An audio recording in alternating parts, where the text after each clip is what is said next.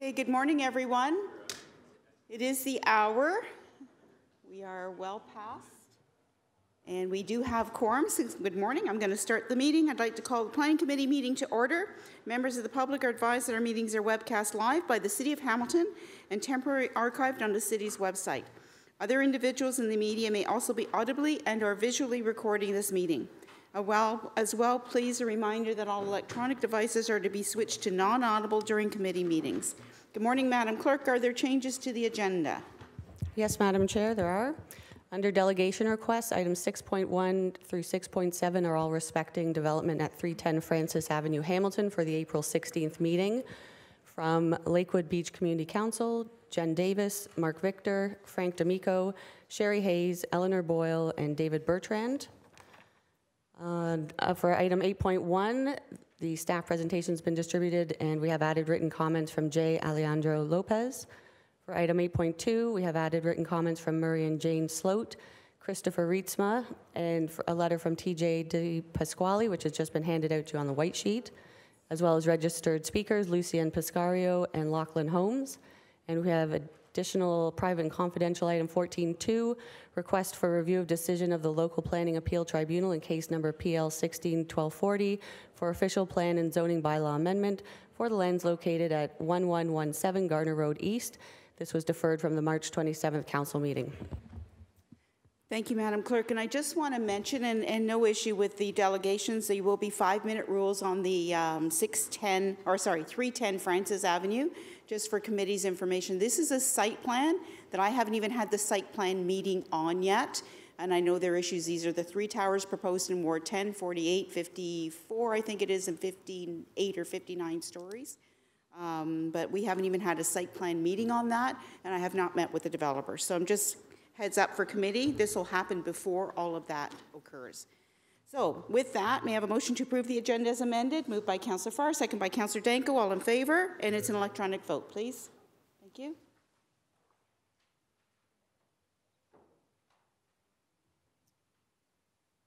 That carries. Thank you. And committee members, are there any declarations of interest today? And a reminder that if you do, you have to complete a form that has to be returned to the clerk. So, Madam, or Councillor Wilson, did you have a declaration? No? Sorry. Thank you. Okay. Councillor Partridge. Just on the minutes when we get to that, please. Okay. Thank you. So no declarations of conflicts. Thank you, or interest. May I have a motion then to approve the minutes as presented? Councillor Partridge, you have a question, a concern? Yes, Madam Chair. This is through you to clerks. I'm just wondering, on the minutes, it shows me as absent, which is correct. I was at the FCM conference representing council. It was a concert at one point, yeah. And I'm just wondering, we used to note where the absences, whether it was personal, whether it was vacation, whether it was city business, and in some cases, actually, you know, if it was FCM, AMO, that sort of thing. And I'm wondering if we can just do that again. Yes, I will amend them to Thank add you. that city business. Appreciate that. Thank you. And very good point, Councillor Partridge. And Madam Clerk, can we see, because I think this is the second committee that this has been mentioned on, that through the Clerk's Department, that we can include that as just as it's a point of interest for residents who are reading, to know that, you know, we're not actually, and we have so many committee meetings, there's a lot of times that you can't make everything at the same time. So thank you for that. So with that, a motion to approve the minutes, moved by Councillor Partridge, second by Councillor Whitehead. All in favor, and a recorded vote, please.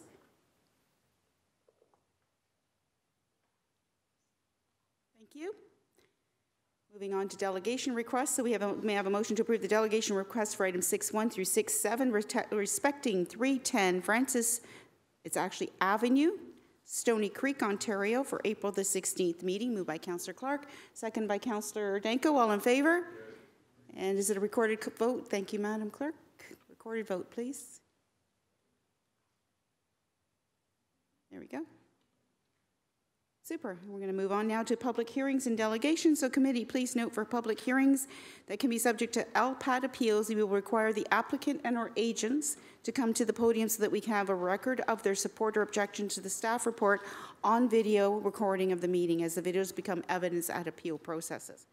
So item 8.1 is application for an official plan amendment and zoning bylaw amendment for lands located at 80 and 92 Barton Street East and 245 Catherine Street North, Hamilton, PED 19060, Ward 2. Members of the public. Well, first I'll just go out. Is there anyone here from the public wishing to speak on this particular item today or here on this particular item? This is 80 and 92 Barton Street East and 245 Catherine Street North.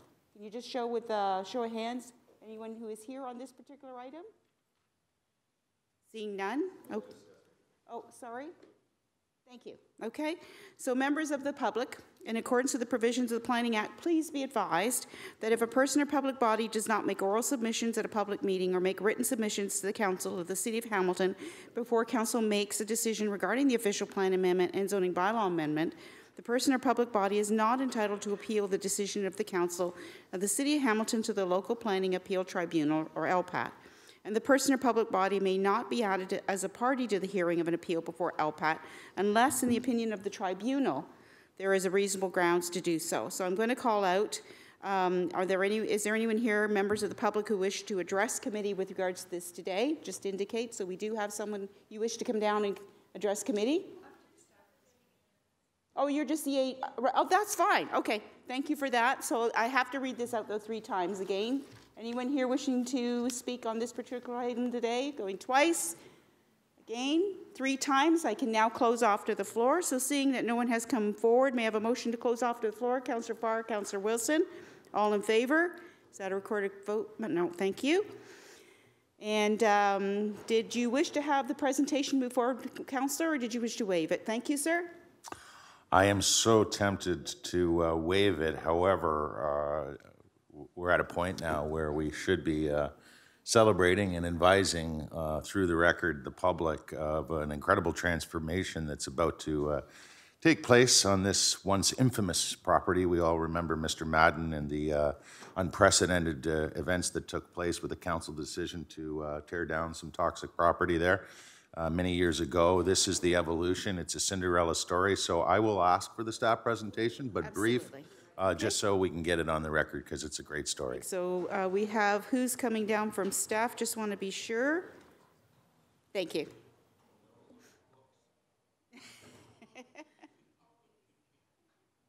Shannon, thank you, Shannon.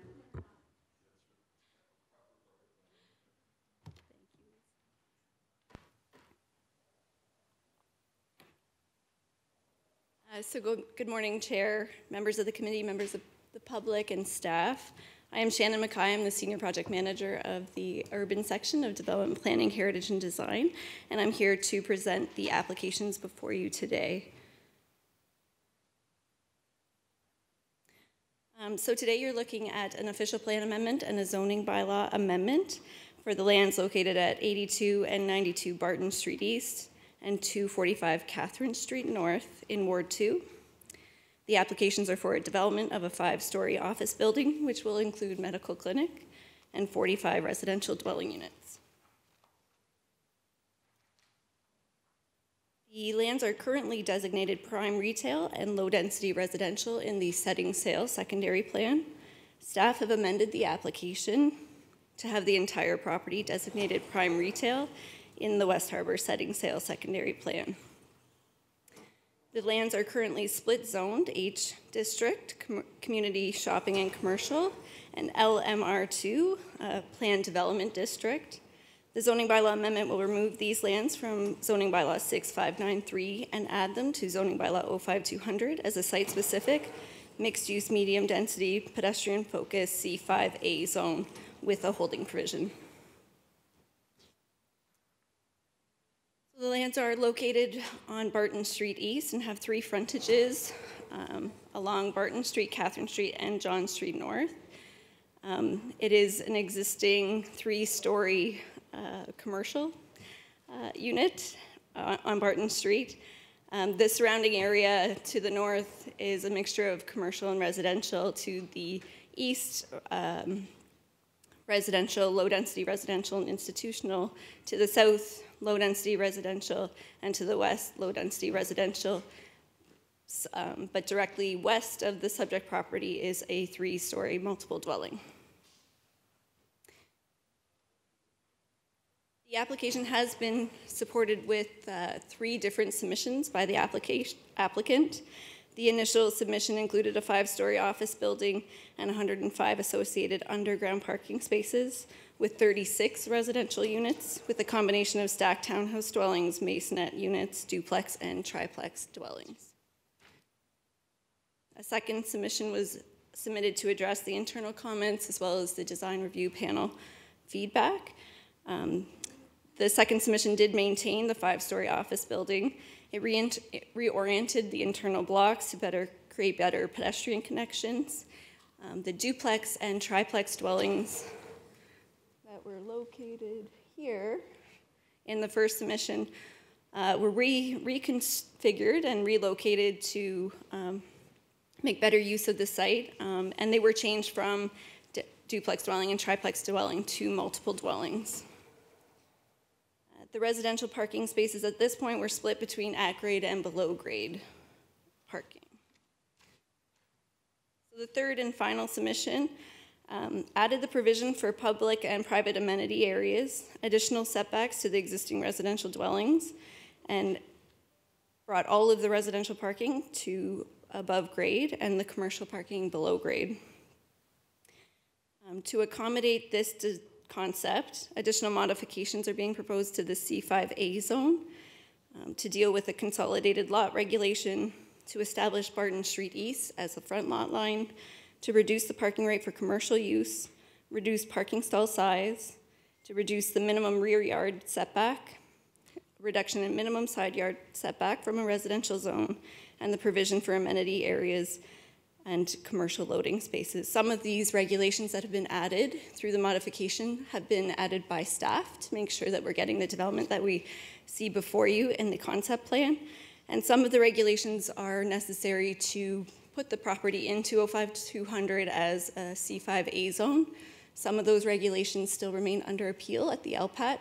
So to make sure we're achieving what the goals of those zones were, we've brought them forward into the special exception to make sure they're developed. So through the circulation of the application, 583 property owners were notified of the application within 120 meters. To date, prior to this morning's submission, there were no correspondence received on the application. The applicant did hold 2 public meetings to address the applications. A total of 17 people attended those 2 meetings. So the plan, the elevations above are what was submitted with the third and final concept plan. The elevations for Block A, Block B, Block C, and Block D. And these are a few pictures of the subject site. This is looking at the subject site from Barton Street East. This is the rear of the subject lands where the 45 residential dwelling units will be located. This is the site directly to the west of the subject lands with frontage on Barton Street East. Looking southerly on John Street North and further along. And this is directly to the east of the subject lands across the street, so low-rise residential units. And again, along John Street. This is the Catherine Street, excuse me, north frontage. You can see kind of in the distance there the multiple dwelling that's at the corner of Catherine and Barton Street East. And a close-up of those buildings.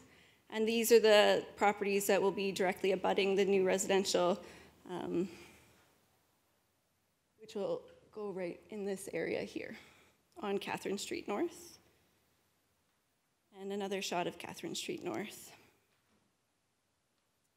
The applications have merit and can be supported as they are consistent with the provincial policy statement. They conform to the growth plan, complies with the general intent of the City of Hamilton official plan and setting sales secondary plan. It's compatible and complementary with the existing and planned development in this immediate area, and represents good planning by providing compact and efficient urban form, and provides an alternative housing form and makes use of existing infrastructure. I'm happy to answer any questions that you might have. Thank you, Councillor Farr. I thought you are on the... Yep, thank you. Through you to Shannon. Thanks, Shannon, for not just this, but every file you're associated with. It's professionalism, it's efficiency, and it's very much appreciated from this office. I had forwarded a few amendments. I know that you had an opportunity after filing the report to have a conversation on the two amendments with the proponent. Yes. One speaks to the visitor parking issue where we're counting visitor parking inside garages in the towns, and the proponent would either be able to comply with the unit parking rate or the visitor rate, but not both. And so I have an amendment on policy D, Roman numeral 7B, and then on policy E, another amendment today. Only the two, because of your good work and thoroughness, but this is on the minimum side yard setback. That's just the 0.9 meter instead of the 1.4, and that's because the 1.4 is to the building face, however, 0.9 is to the building articulation, and this would avoid, obviously, issues regarding zoning at site plan. Through you, one question, are you okay with the two amendments? Yes, so I just want to clarify the parking. They're not getting a reduction in parking. No. It's just a little bit more flexibility as how those parking spaces are distributed for the residential portion. And then to kind of clarify that policy E amendment along here, oops, it's with regard to the sidewall here, where that the majority of the building face will be at the 1.4 meters. It's really hard to see, but there are tiny little jut outs in there. The applicant just wants to ensure that that won't be a zoning conformity issue during site plan. Thank you. Yes. So we remain at the 1.22 on the Yes. parking ratio. Thank you. Thank you. Thank you, sir. Seeing no further speakers, may I have a motion to receive Shannon's presentation, moved by Councillor Whitehead, second by Councillor Farr. All in favor? I'm going to turn now to Tracy Tucker and Scott Arbuckle, IBI Group, if you wish to come down to the podium. And are you in support of the staff report and certainly the suggestions that Councillor Farr has just put forward?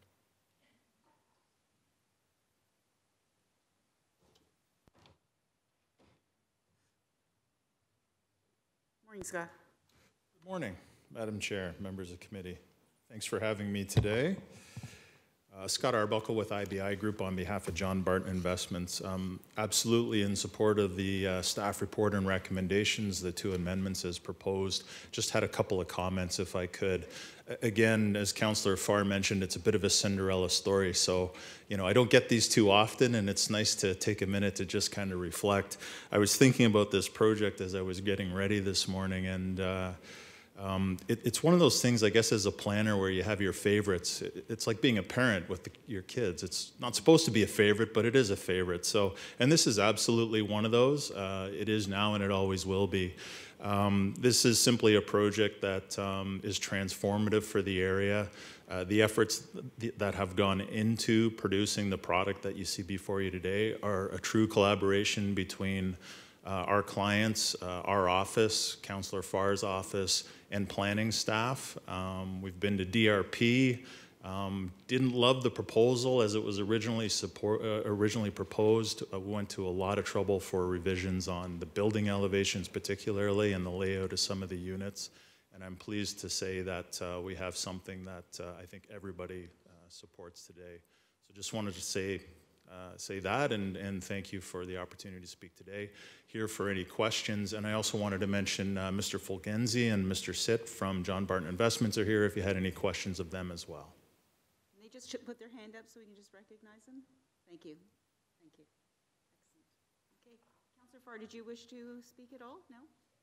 So I don't think I think all the points have been made, Scott, and I certainly commend certainly your group, the owners of the property, and Councillor Farr for a tremendous job. I mean, I can just imagine how much work has gone back and forth, and you're right, this will be, certainly it is a Cinderella story, and it will be a total jewel in bringing improvements to the Barton Street neighborhood and moving forward. So thank you. Thank you, Madam Chair. We appreciate that. Thank you for that. Okay. And it is on record that he is in support of this. That was on the video. Thank you. So members of the committee may have a motion to receive the presentation. And Councillor Farr, you're moving it. Did you wish to speak, Councillor Farr? No. Okay. So Councillor Farr is moving it. Councillor Whitehead seconding it. Councillor Farr, you wish to speak to the recommendations? Go ahead, sir. I'm very happy to move it and seconded by Councillor Chad Collins, and appreciating committee's support here in advance. I'm going to make that assumption. I don't normally, but certainly this is a transformation here in Beasley. But I'll tell you, it's born of conversations that started in, I would say, mid-2017, formally in November 2017. You'll see in the report on page 7 of 28, where, you know, as per usual on these recommendations, we go down the list of public engagement, staff meetings, and so forth that lead ultimately to this public meeting and ultimate approval. But there are a myriad of examples where members of John's team, led by Vince and his staff, have been engaging with the adjacent property owners, with the adjacent neighbors, the nearby community. I've been part of those conversations, whether it be on the surface asphalt on this vast, underutilized brownfield about to be transformed in a Cinderella story, or on the street, Catherine or John. And they're not showing here in terms of what's before us on documented evidence of engagement. I am extremely impressed, have been for the last few years, and extremely appreciative, particularly with Vince, who's a great character attached to this project. He'll be the PM throughout, as he has been leading up to this, and he has a knack for hearing people and getting along and answering issues, and large and small. He'll continue to do that as he has for the last few years. So a big thank you to our investors, John and his son, Scott and his team. Scott, a native of beautiful Troy, Ontario. Troy, is that Councillor Partridge or Councillor Ferguson? Troy, Ontario. Beautiful land out there. And obviously, again, to Vince and his team, but mostly to the residents in this community who, as you will recall, Madam Chair, Councillor Collins, Councillor Ferguson, Councillor Whitehead, Partridge, Councillor Clark as well, because he was here my first term when this 245 Catherine story was not the story we're hearing today. We remember Glenn Wyde, who ran our licensing division, a retired police officer. He and I, meeting with the community, meeting with the MOE, meeting with legal on several occasions, made the unprecedented step of going on private property and tearing down a toxic industrial site. That led to court actions, obviously, and we were prepared for that, and we were victorious in that. But over many, many years, this infamous story unfolded before our eyes and ultimately led to this massive parcel being up for sale in a tax sale from the city of Hamilton. An adjacent property owner of Hamilton Strip has decided to make a serious investment. He consolidated land, and what's before us today is the result of a tremendous amount of investment, passion, and effort by all those involved. And so I can't tell you enough how much I appreciate how this has come along. And here today, this is one approval that I'm going to make the assumption will receive unanimous support from Planning Committee that I won't soon forget. So thank you very much. Thank you, Councillor, and I'm going to suggest that, so Madam Clerk, first off, do we have to do a motion to up to the amendments first? Because they've already been, Preferably, if we can just. we could just move the motion as amended. Is that okay? Yes? So it's moved by Councillor Farr, second by Councillor Collins, and I'm going to suggest that the submissions received supported the approval of the proposal with the amendments. Mr. Councillor Farr. Yes. Should I not read the amendment then?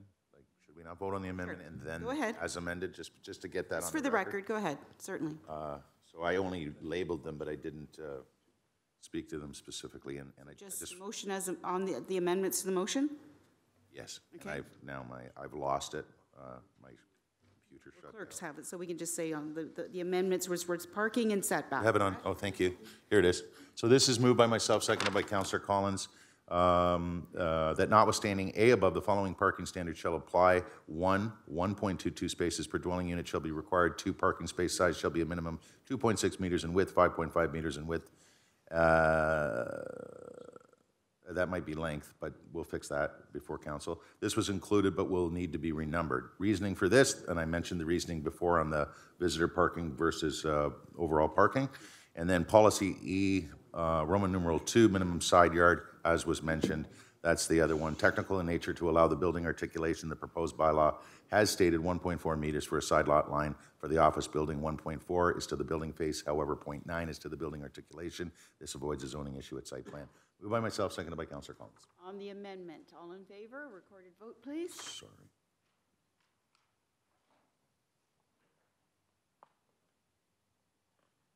Thank you. Carried unanimously, Mr. Councillor. And on the main motion as amended and that submissions received supported the approval of the proposal with amendments. Moved by Councillor Farr, second by Councillor Collins. All in favor?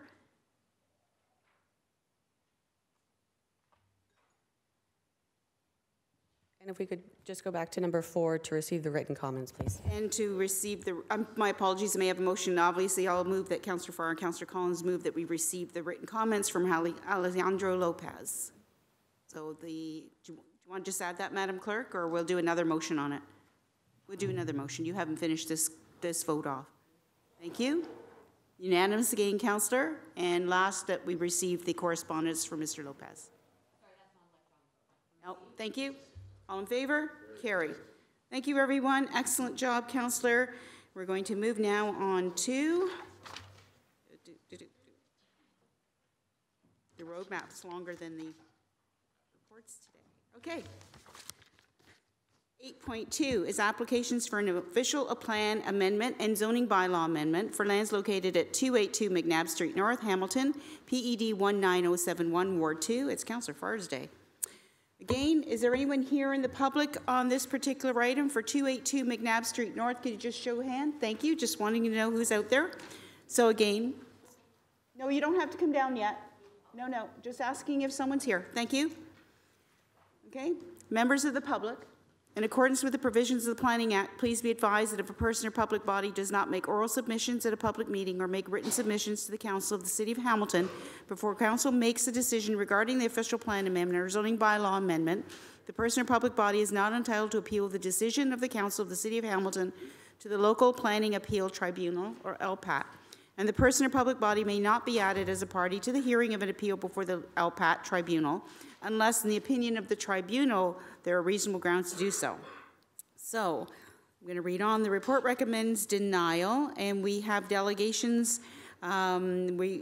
So, Councillor Farr, did you wish to go ahead with the presentation? Just wanted to share that at the appropriate time, I wish to defer for 30 days based on the communications I sent to committee and clerks and staff earlier. I think if the proponent came up, they'd probably share that. I don't see it as necessary. I certainly don't want to exclude the opportunity for the public to speak today, though, it being a public meeting. So following that, turn to you. Would you like to waive the staff presentation, sir? I would be fine waiving the staff presentation. So it's moved by Councillor Farr, second by Councillor Partridge, that we waive staff presentation. Councillor Whitehead, do you wish to? Yeah, I have no problem supporting the council, but normally we provide direction. So in the context of the referral, so that we're not there yet. We're not there yet. We'll get there. Thank you. Okay, so this is just a motion to waive the staff presentation, recorded vote. No, we don't need a recorded vote. All in favor? Thank you.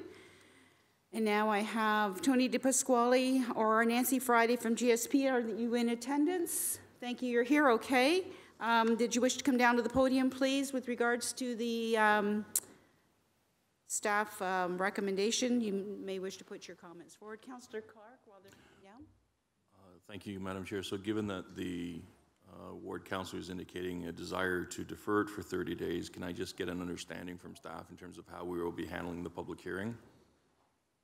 We have to proceed with it, but go ahead.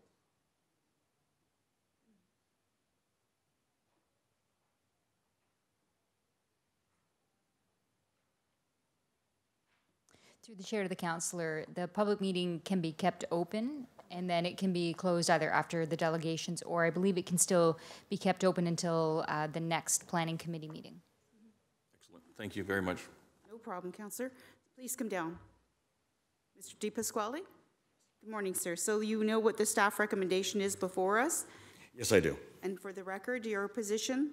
We've asked through Councillor Farr and the committee to have it deferred for 30 days to give us a chance to come back with a resubmittal that addresses public concerns and the concerns of planning. Thank you for that, and it is on the record. So we'll be taking further comments from the ward councillor who has requested that. But because it's a public process, it's been advertised, we have to go through this, so. Okay, thank you, Mr. Di Pasquale. Did you have a question? No, thank you. And now I'm going to ask then, are there any members of the public wishing to speak to this issue? Please come down to the podium. So now is your opportunity. And you understand that there is a recommendation for denial. The ward councillor is asking for it to be deferred, but you have your opportunity to put your concerns forward, sir. So when you get there, if you want to present your concerns first and then put your name, address, and phone number in the book provided afterwards. Councillor Whitehead? Sorry. In answer to Councillor Clark's good question, is that we can leave the public session open for the purposes of the next planning meeting, and if the deferral is successful, the delegation may want to see what that change is, and so I want to make sure that because they might choose to present today, that they're not prevented from speaking to it at the next planning meeting. Correct. But it is appropriate that they put their concerns forward. I'm sure the ward councillor would like to hear them as well. Thank you. Councillor Farr, I think I had you there, but go ahead and reactivate your button. Thank you. So I'm well aware what Father Lucien's about to share with us, and I appreciate his involvement to date, and I think it is important to hear him now, and he may want to come back later, as I expect we'll have something that's a lot more satisfactory to you in the congregation in 30 days' time. So I appreciate that he'll delegate now, and it gets on the record what the concerns are, so in the next 30 days, what are the things we need to start negotiating and working towards resolving. Thank you. Thank you, Councillor. So I understand, can we present our concerns about? Yeah, okay, thank you. Yeah. Pușcaru, correct? Yes, Lucian Pușcaru, yes. Madam Chairman and committee members, on behalf of our Holy Resurrection Romanian Orthodox Church, we respectfully request that this official plan amendment be denied. I would like to summarize for you our concern listed in our petitions, and later, as we see, recognized by the Planning and Economic Development Department report. First, we have concerns about damages to our building during constructions. The proposal calls for a building with 2 stories of underground parking and no seatbacks. We are deeply concerned that during the construction, our church building will sustain structural damages. I can assure you that at times when trains are going by along the tracks, vibrations can be felt inside our church as the entire area sits on a shell rock. As we know, excavating for 2 levels near an older building like our church is very troubling. Second, concerns about parking. The applicant is proposing 110 dwelling units and 2 levels of underground parking with 51 spaces, no visitor parking provided. We consider this insufficient and will lead to an on-street parking spillover effect into the neighborhood streets. Our church parking lot has a very small capacity of only 8 spaces, and our parishioners rely on street parking along public transit services to attend our weekly religious services. The proposed building is not preserving the character of the neighborhood, including our church that is listed in the city's inventory of buildings of architectural and historic interest. Then we have concerns about the proposed commercial space designation under the rezoning bylaw amendment to site-specific E. That means is multiple dwellings, lodges, clubs, etc. We fear that this designation will permit commercial activities incompatible with our religious activity. And as indicated by staff, there are concerns about shade and privacy, drainage and pedestrian environment caused by the building height and lack of seatbacks. The Romanian community of Hamilton is supporting the redevelopment of the West Harbor area, and we do not want to be perceived as an obstruction toward this goal. However, we are and will continue to advocate for preserving the character of the neighborhood and our church existence at this present location. We feel that the West Harbor secondary plan offers the opportunity for low-density residential redevelopments, such as townhouses units, rather than a multiple-story building.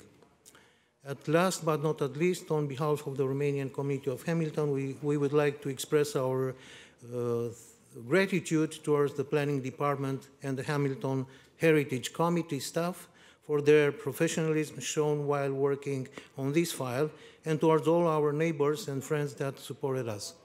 Thank you very much. Yep, thank you, and thank you, Father. It's always nice to see you. Appreciate all of your engagement in the community. Just a few questions, just for the record. Your congregation comes from near and far. You have people come into downtown. We have people coming from Hamilton, but all the surrounding areas like Burlington, Oakville, Guelph, Brantford, Stony Creek, and even Niagara Falls. Yes. Through you, and parking's been a problem. It is leading up to this. We have a problem right now. And thank you for helping us somehow, maybe in the future, to resolve this problem for us. Well, certainly, and I think you've pretty much figured what we're hopefully going to achieve here today. Defer this item for a month, essentially saying, at this point, at least as the ward councillor, I agree with staff. 13, too much.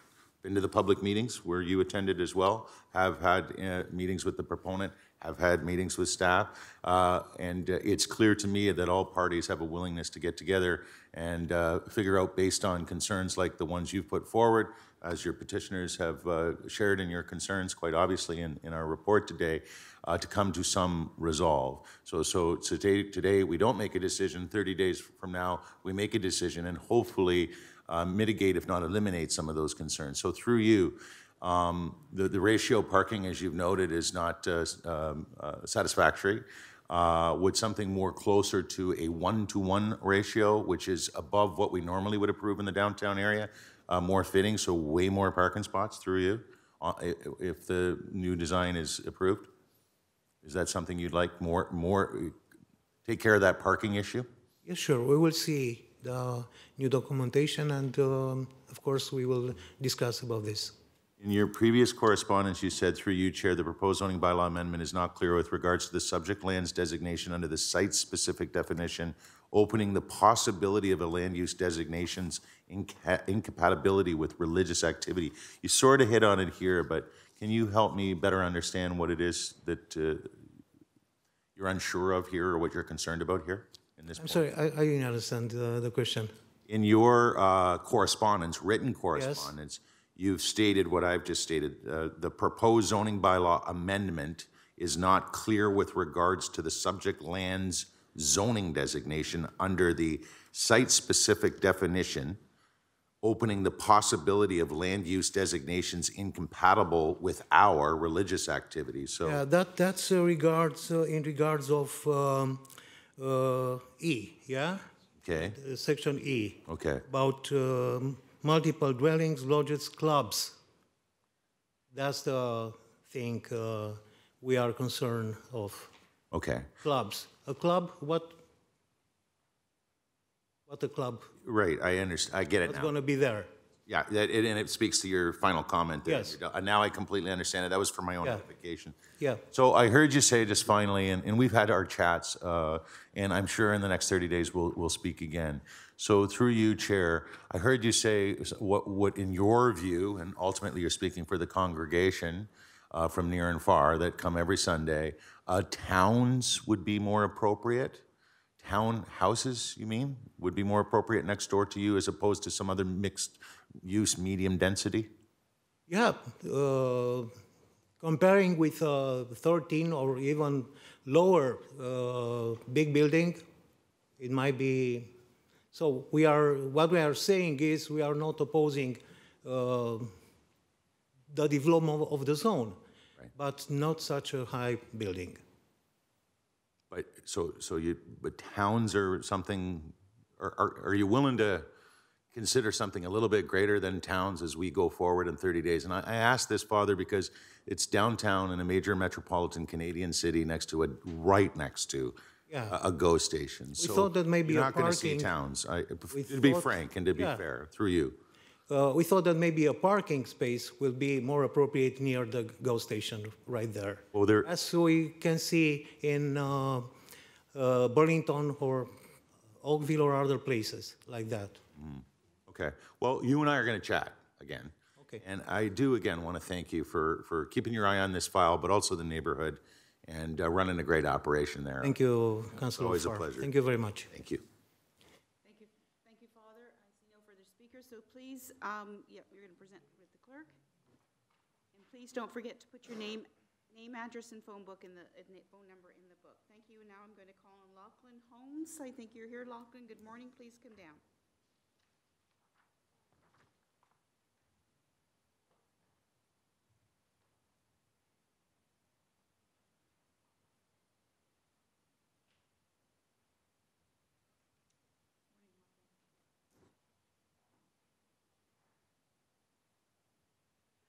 Okay, good morning, everyone. I appreciate the chance to speak to today on item 8.2, the rezoning and official plan amendment of 282 McNabb Street North. I'm here today on behalf of Hamilton Forward, which is a group advocating for smarter urban growth in Hamilton.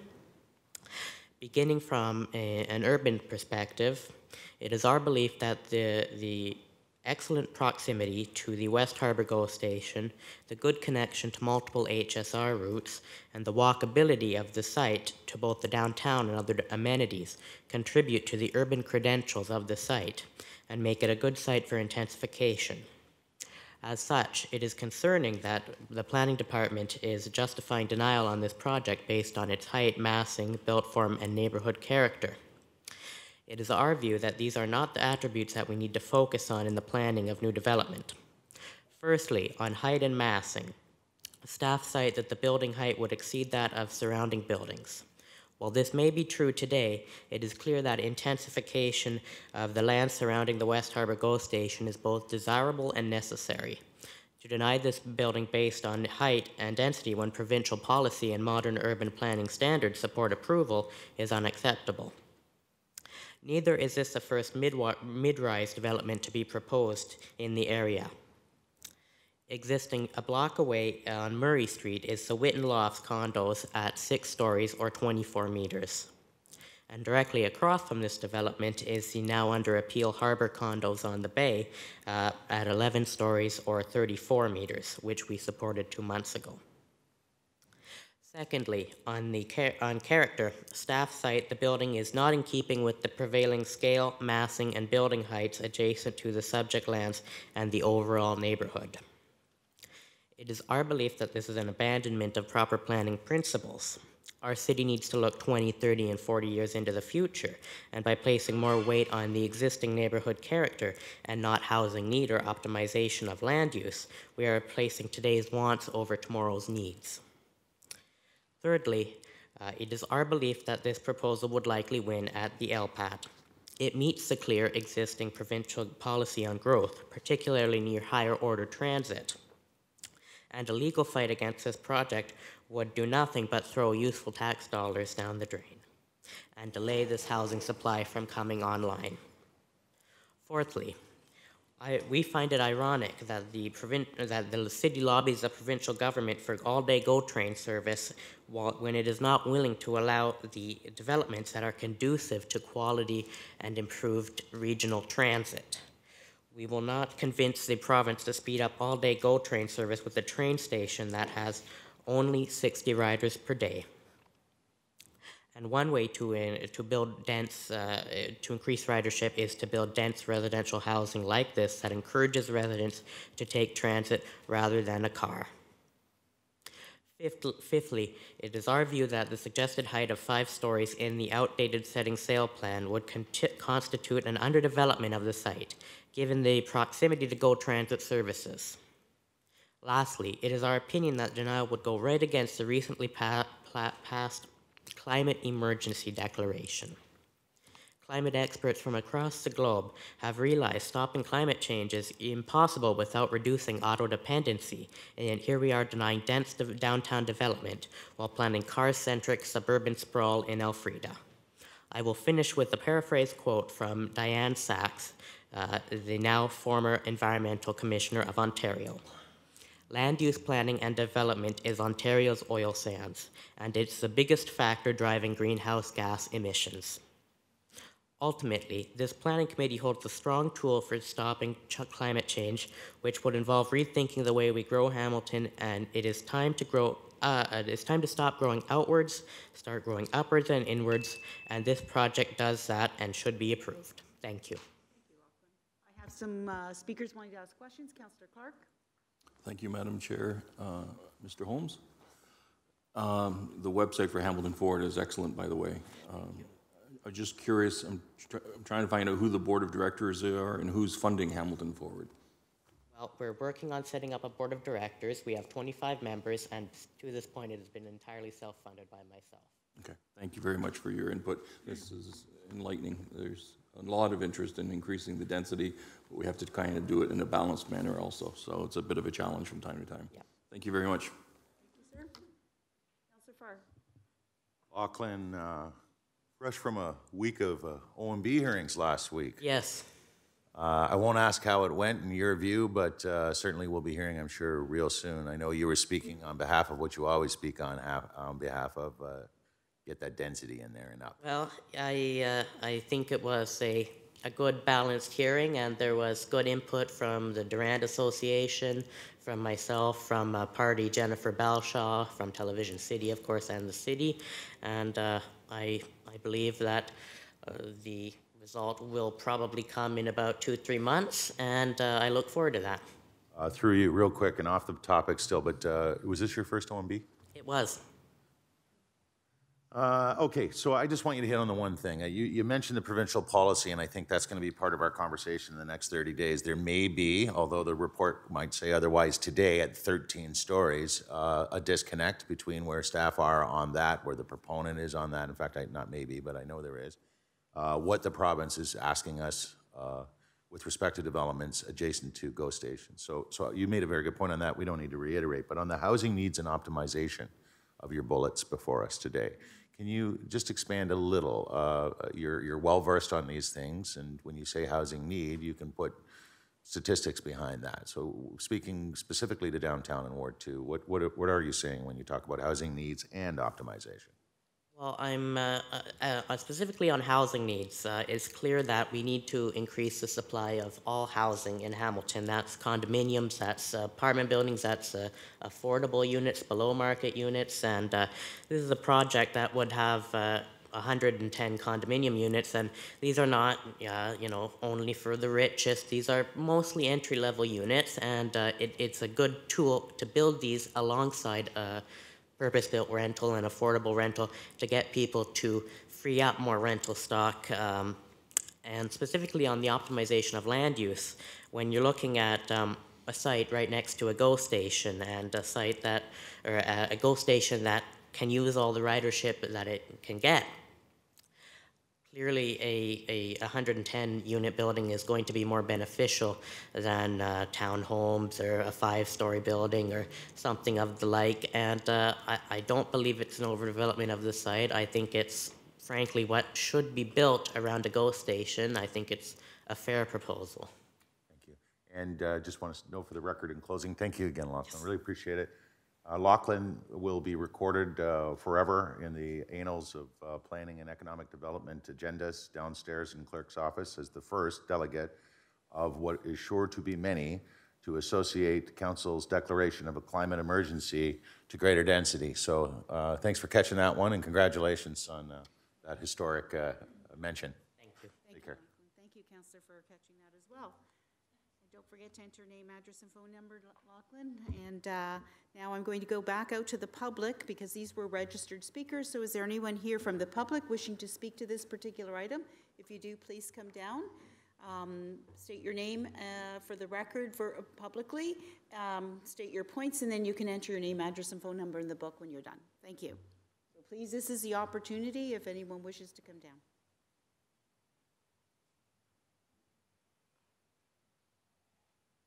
Morning, sir. Madam Speaker, member of committee, my name is Florin Petro, and I'm a member of the Romanian community attending the religious services, the Holy Resurrection of Romanian Orthodox Church. I wasn't planning to speak here today.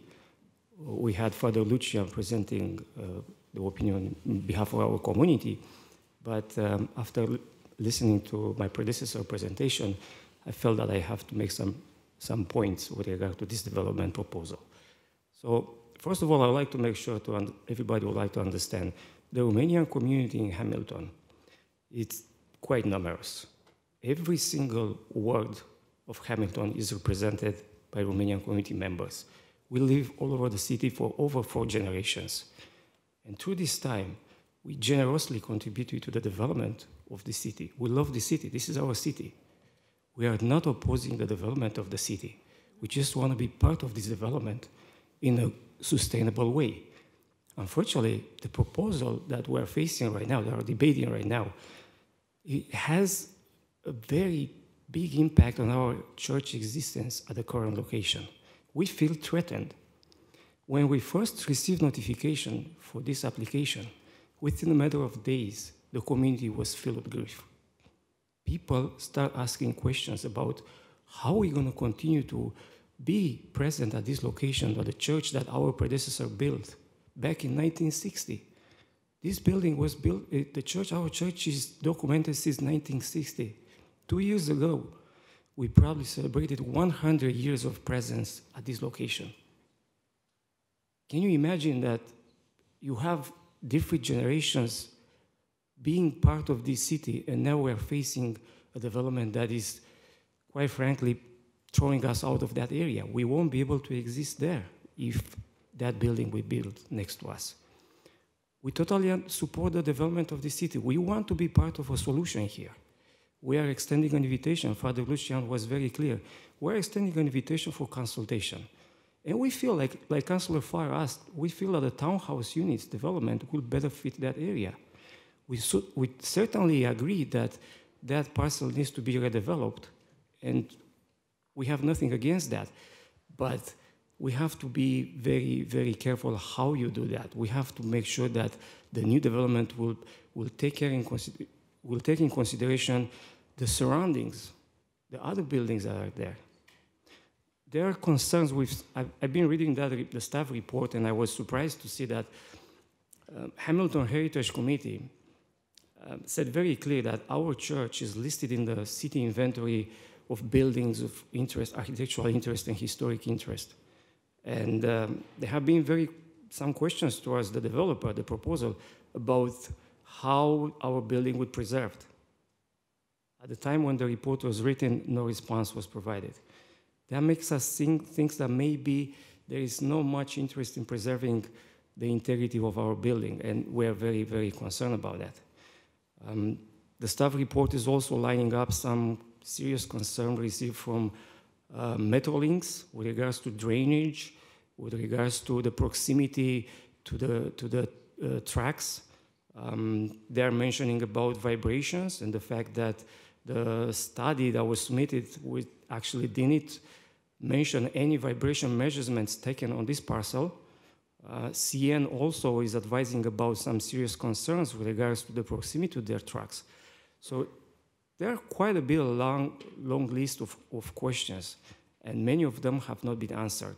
Now I understand that there is a deferral for 30 days for time for the proponent to come up with some answers, and definitely, yes, we will respond once we see the new proposal. But I feel that at the end of this session, if the committee members will understand the point that the Romanian community of Hamilton wants to make, and that the fact that we feel threatened and we feel that somehow we need your help for preserving our existence at the site. And again, we want to be part of the solution. We want to be part of the conversation for a design or a project or proposal that will actually satisfy all parties.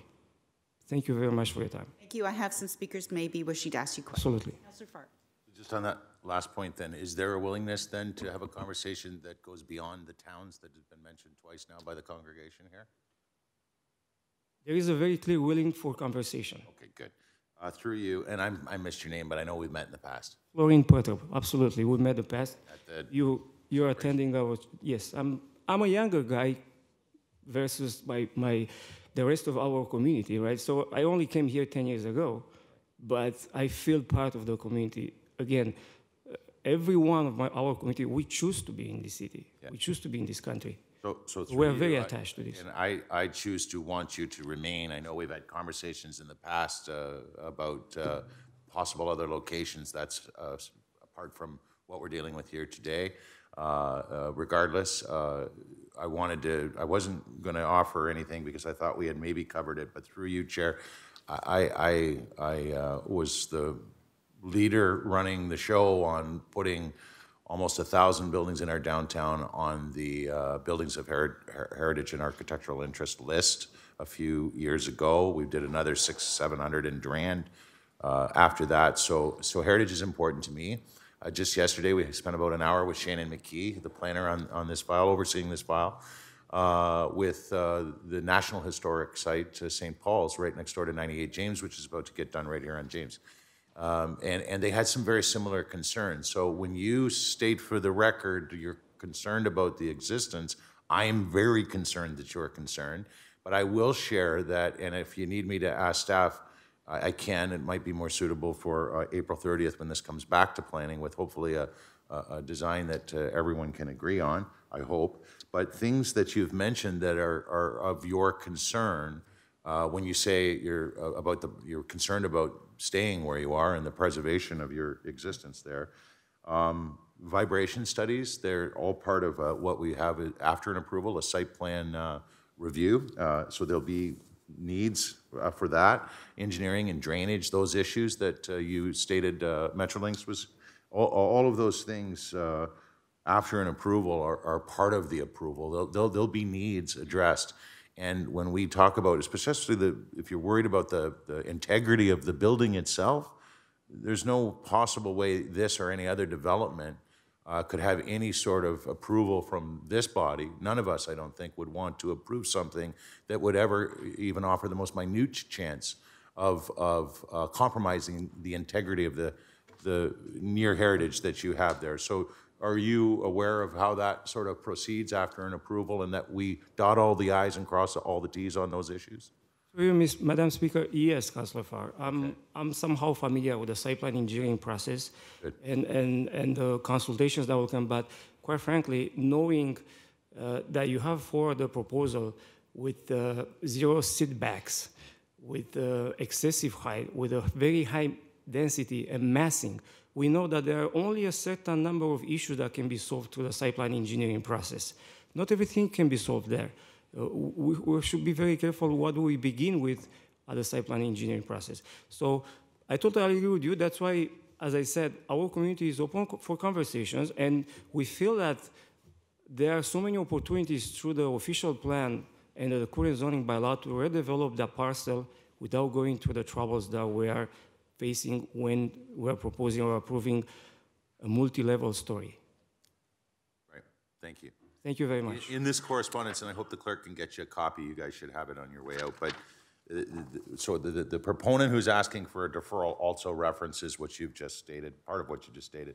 We understand the concerns with the massing of this project, so I think we're off to a good start, and the further dialogue will most certainly occur, and I really appreciate your delegation. Thank you very much. Thank you, Florin. And I have, hang on, I have Councillor Clark also wishes to ask you. Councillor Clark, sorry, Florin, thank you. Yeah, I'm sorry, yeah. That's okay. He's had enough of Councillor Farr and he wants to get away from here. Don't worry. So I heard that you've got concerns, that Councillor Farr is concerned about your concerns. I'm trying to understand, you use the terminology, Madam Chair, that the church is threatened by this proposed development. So can you just clarify what you mean by that? Madam Speaker, Councillor, the church is a centerpiece for our community existence. Without church, we cannot be a community. We've been raised as Christians, we've been born as Christians, we worship Lord every single Sunday at the current location. Without being able to attend the current location, maybe because there is not insufficient parking, or maybe because our building will sustain damages beyond our repair, we have no place to go. As Father Lucian mentioned, there is no other Romanian church in the area. We have people coming from all over the city. We have people coming from out of the city. So from the religious point of view and as a community, I hope everybody understands that being able to attend a religious service and worshiping your religion at a place equivalates with your existence as a community. I understand that. So the physical threat to the building most likely can be mitigated through engineering. The real issue, what I'm hearing, is the loss of parking. That's correct. Where does the congregation park currently? Because you have very little parking in and around your building there and the hall on the other side. So currently we do have 8 parking spaces in our parking lot, and a lot of our parishioners, they are coming to church by public transit, but the ones that don't have the public transit services in the area, they rely on the vehicle, and they are parking on the neighboring streets. Okay. It's a very limited capacity. We're talking about maybe 20, 25 spaces at any given time on a Sunday morning. However, through the week, because we do have services through the week, we do have holidays, Wednesdays, Thursdays, the situation is much, much worse.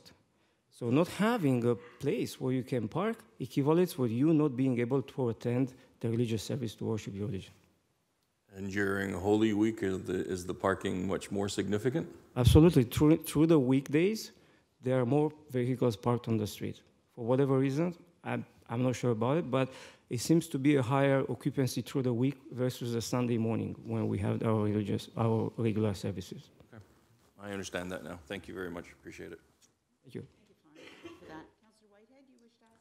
Well, actually, I just wanted a comment. I stepped out for a moment, but I want to make it clear to my colleagues.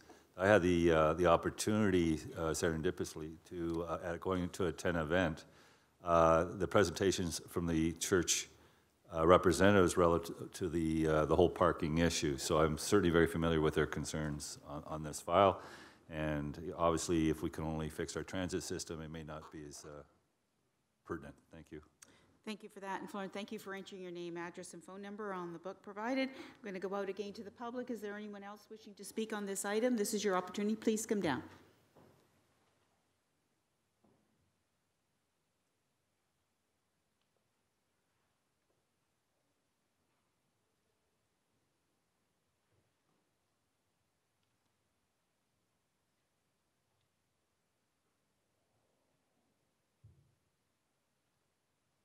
Thank you. My name's David Sloat. Thank you. I live at 50 Murray Street, the Whitten Lofts. And I wanted to talk today about the parking. Considering it's a small thing compared to a church having to leave the area. I know that church has problems parking because many times on a Sunday, I've seen church members trying to park, and they haven't been able to. So I've told them to park in our visitors' parking. And to say, if anybody asks you anything, say you're visiting Dave in 306. So I've done that many times on a Sunday. The parking in the area is getting worse and worse. Being that, some people think that being able to park or having a car is the way of the past. I know some people like this fellow that did this 8.2, if I can read from his thing, it says people living there would be absolute scumbags for wanting a place to park. That's from these groups. So I may be old school, but part of my dream was to live somewhere where I could have a place to park my vehicle. And when I moved to Whitten Lofts 6 years ago, there was a little bit of problem, but now it's worse and worse. I realized this building has to be built. The height will bother me a bit, but the main concern with myself and other tenants in Whitten Lofts is where are we going to park? A lot of people, there's at least 10 people in our building that have a second car, and we're scrambling all the time. And we want to be fair with the other residents, being that the city's been giving people on Murray Street permit parking now. So every time they do that, that eliminates a parking spot for the whole day if those people aren't parked in it. Yeah. So anyway, thank you for letting me speak. And like I said, our concern is parking. Thank you. Thank you, sir. And you also have an item of correspondence in here that we will also be receiving. Thank you for that. Councillor Farr does have a question for you. Sloat, just when, did you move in when Whitten first got? Yeah, I bought 7 years ago. We took a chance. Well, you made a great investment. Through your chair, it's beautiful adaptive reuse of the old school. So just, my recollection, it was on that approval, it was a 1-to-1 parking ratio. Each unit We got have one spot and 36 units and 36 parking spots. Right. And if you go to where Murray Sloat had put his paperwork down, there's 36 units, but there's 46 cars.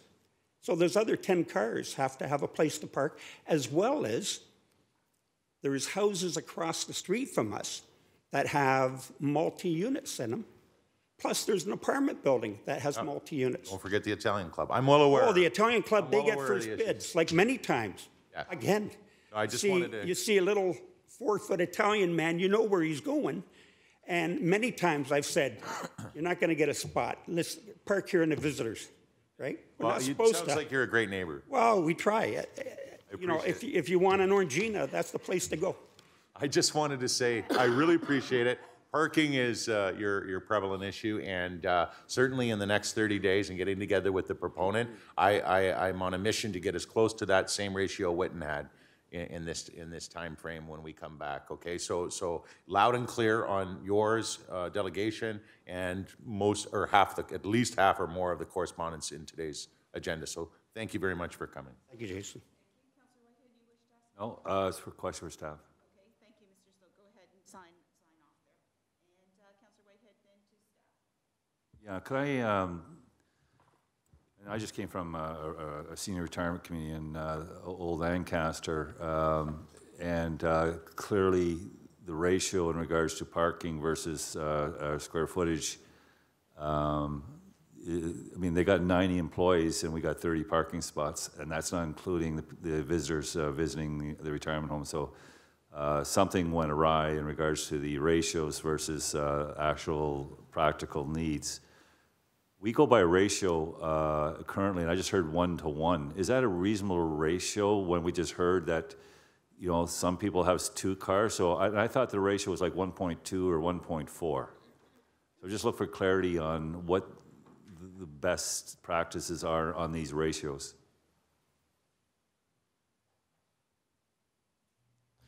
Through the chair to the councillor, the existing required parking rate is 1.25, including 0.25 visitor parking.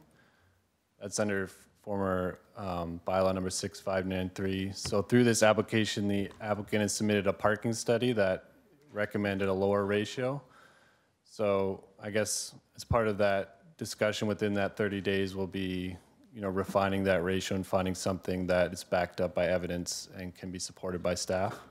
And I appreciate that clarity, because I just heard Whitten a lot, so I'm sure they had the same negotiation and got it down to 1-to-1, and we just heard that there's 10 more cars than there are parking spots living in the building, so the 1.25 sounds like a ratio, if we didn't compromise that rate on that number, would have met the needs in that particular building. And I want to highlight that because application after application after application, whenever we try to compromise on parking and deviate from our original ratio, and after it's being built, it's clear that it was a mistake. So I hope that we learn from these mistakes and stand firm on those ratios. Thank you.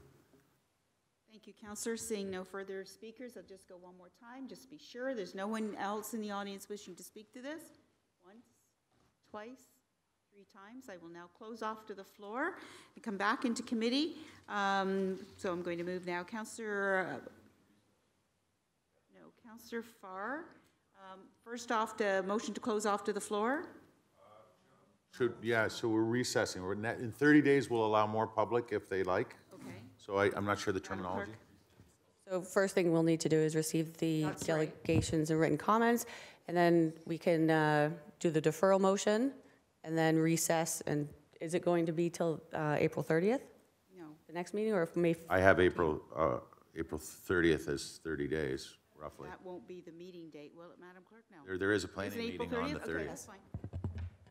Sorry, hang on. Councillor Farr still has the floor. So I have a motion to defer the item until the April 30th Planning Committee meeting, and that the public portion remain open. If that wording is okay, or do we need to do 2 separate motions and just recess the public? That's fine. That's okay? Moved by Seconded yourself, and by By Councillor. Councillor Collins. Okay, and Councillor Partridge to that? Yeah, thank you, Madam Chair. I know that in a previous planning committee, I did something similar with keeping the public portion open, and it was through a motion, but we did not attach a date to it. We kept it open until the the report comes back at a future planning meeting, just in case it doesn't. Your goal would be 30 days, which is fine, but just in case, I agree. That would be my suggestion. Thank you.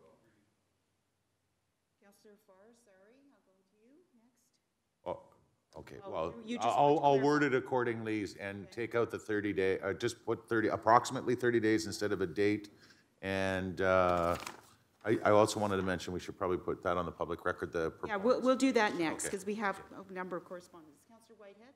Yeah, and I did raise it before, and again, we're just referring, we didn't provide direction. The direction is that the staff and perhaps the ward councillor continue working with the proponent in that timeframe. So that would be the direction. Yep, it's part of your motion, right, Councillor? Yep. Okay, so on that motion then, and recorded vote, Madam Clerk, all in favor? Okay, you have to cancel? Is that okay?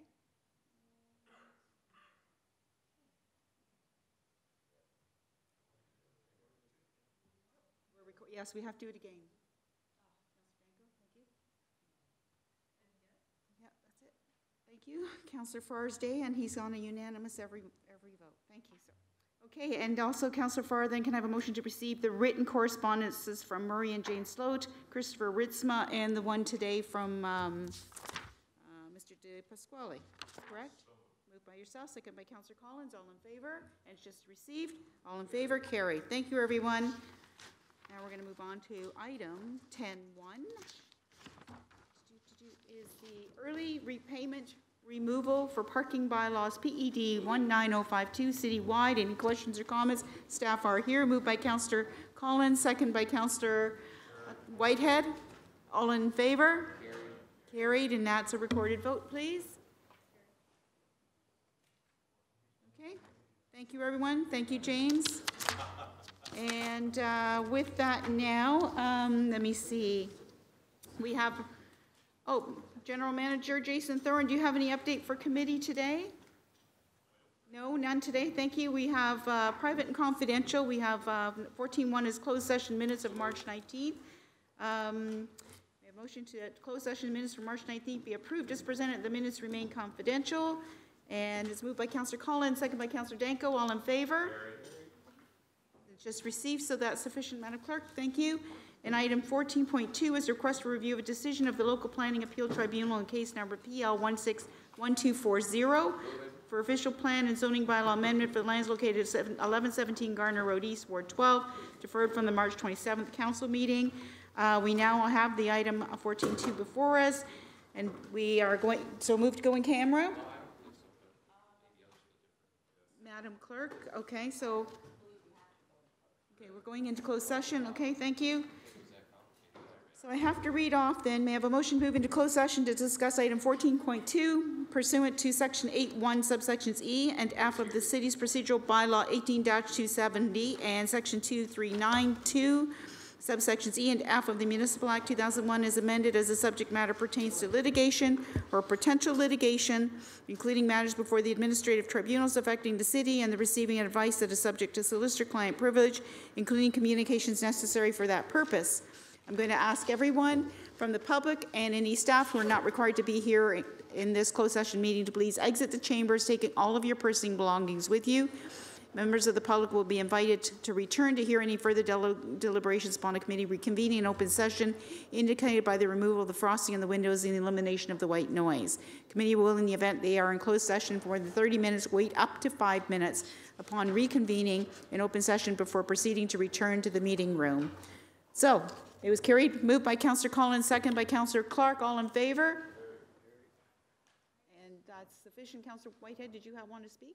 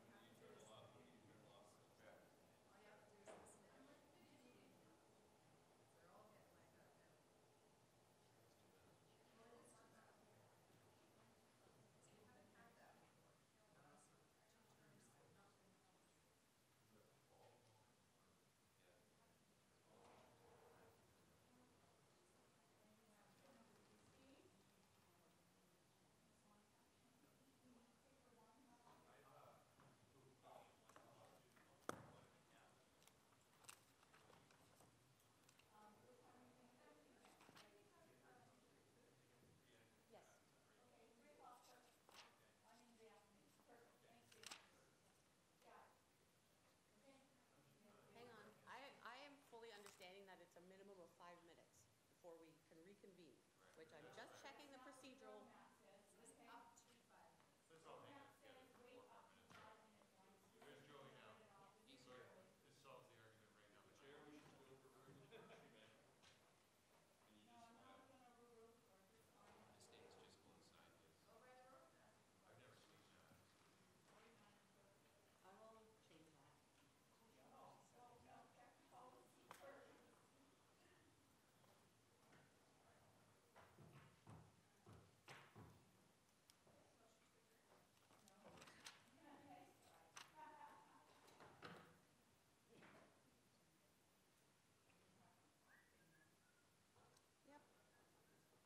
No, you're right. Says they wait up to 5 minutes, which makes no sense to me.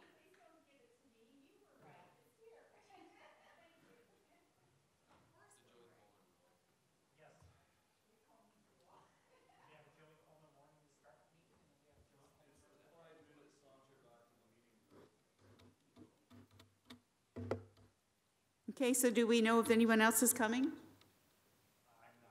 No. Okay.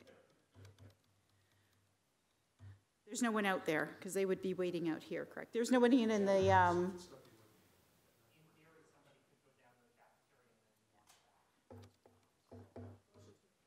we can't, I have to go in open session. You're so good, Counselor. You tell me when I can start, Madam Clerk, how's that? Okay, thank you.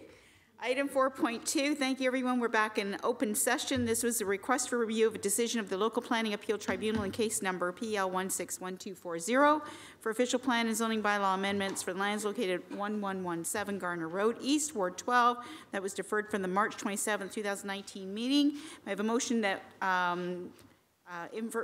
we received legal opinion in camera. So that's the directions legal opinion was given. So with that, may I have a motion to adjourn? Moved by Councillor Partridge, seconded by Councillor Danko. All in favor? Thank you, everyone.